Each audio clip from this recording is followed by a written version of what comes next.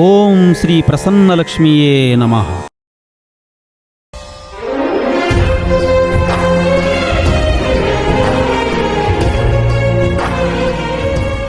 అందరికీ నమస్కారం. మనిషికి డబ్బెంత ముఖ్యమో తినే అన్నం కూడా అంతే ముఖ్యం. మన దేశంలో ఎంతోమంది రైతుల కష్టాలు మన కంటికి కనిపించవు, చెవులకు వినిపించవు. ఇలా ఎందరో రైతులు వ్యవసాయం కాదనుకొని పొలాన్ని వదిలి, కుటుంబాలను వదిలి ఎక్కడో ఉన్న పట్టణానికి వలసపోతున్నారు. మరి ఇంకా ఎందరో రైతులు ఆత్మహత్యలు చేసుకుంటున్నారు. మేము చేసే ఈ చిన్నిపాటి ప్రయత్నం ప్రతి మనిషిలో రైతుల గురించి ఒక మార్పు కోసం. దయచేసి ఈ వీడియో చివరి వరకు చూడండి.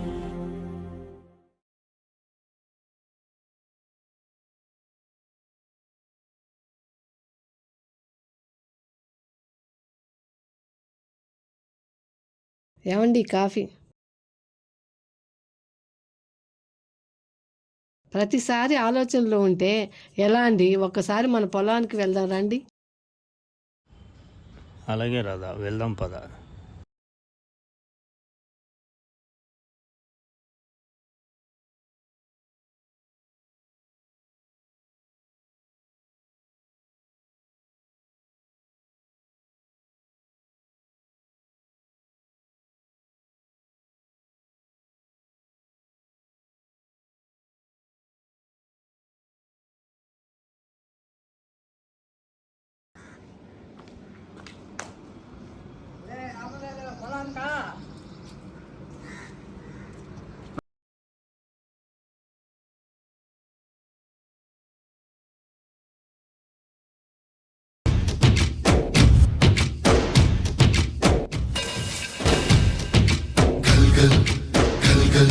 పచ్చగడ్డి కోసేటి పడుసు పిల్లోయ్, నీ పైట కొంగు జారిందే గడుసు పిల్ల.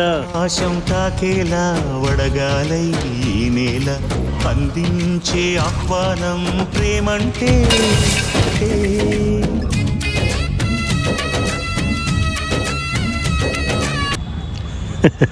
మన పొలం చూడు రాదా.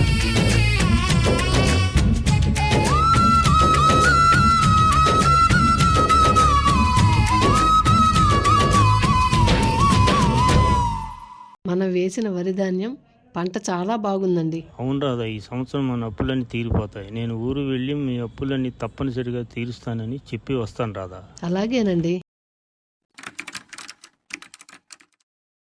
అయ్యో అయ్యో అయ్యో అయ్యో అయ్యయ్యో అయ్యో అయ్యయ్యో అయ్యో అయ్యో అయ్యో, నా పొలంలో వరి చేను పురుగు పట్టిపోయింది.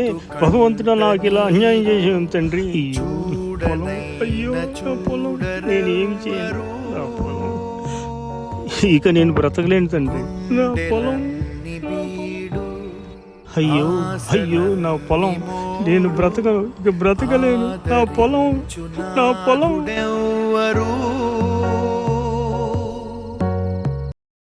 అయ్యా ఆగండి, అయ్యా ఆగండి. అయ్యా ఏంటయ్యా ఈ పని? పంట పండించిన రైతే ఇలా చేస్తే మీకంట ముందు మేమే చనిపోవాలయ్యా. ఎందుకంటే పంట లేనిదే మీరు లేరు, మీరు లేనిదే మేము లేము. ఈ ప్రపంచానికి సగం దేవుళ్ళు మీలాంటి రైతులేనయ్యా.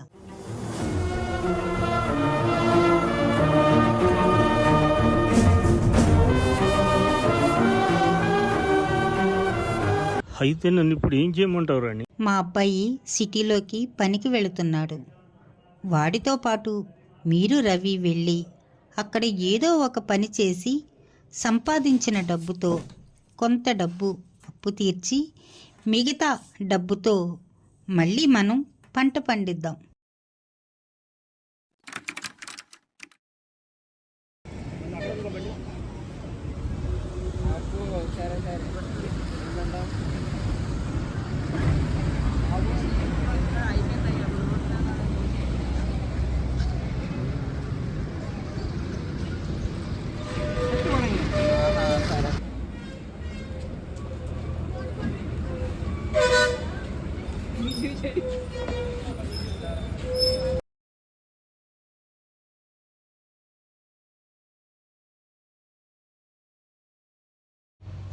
మన ముగ్గురికి పనులు దొరికిన వెంటనే అడ్వాన్సులు తీసుకొని 2-3 సినిమాలు చూసేసి ఒక ఫుల్ బాటిల్ తీసుకొని వెళ్ళిపోదాం. హే, మనం టౌన్కి వచ్చింది అప్పులు తీరుస్తాను కదా, జల్సా చేయడానికి కాదు. తినడానికి తిండి లేదురా మగడా అంటే కొంచెం పులుసు ఉంటే పోయినాడంట రవి లాంటి వాడు.